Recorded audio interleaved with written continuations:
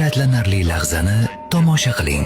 Messi va Cristiano Ronaldo o'rtasidagi farq ko'plab muxlislarni hayratda qoldirishi mumkin. Messi tinch yurayotganida kichkina bola katta tabassum bilan uni kutib oladi, lekin Messi uni butunlay e'tiborsiz qoldiradi.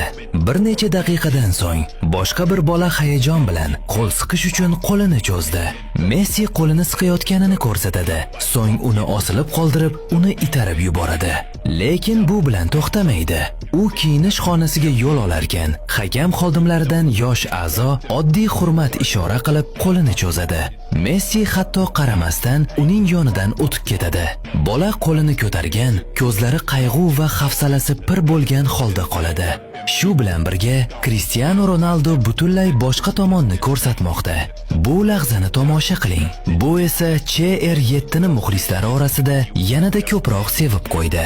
Yosh bola Cristiano tomon yugurib, uning futbolkasiga avtograf so'raydi.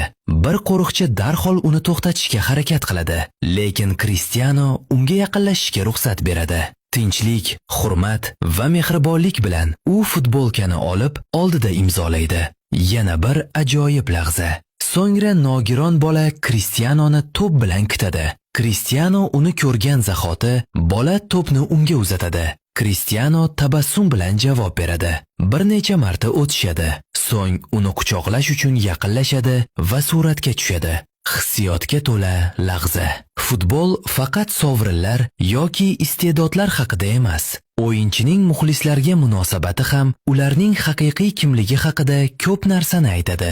Ko'plab odamlar uchun Cristiano Ronaldo o'z muxlislariga bo'lgan hurmati va muhabbati bilan jamoatchilik qalbini zabt etadi.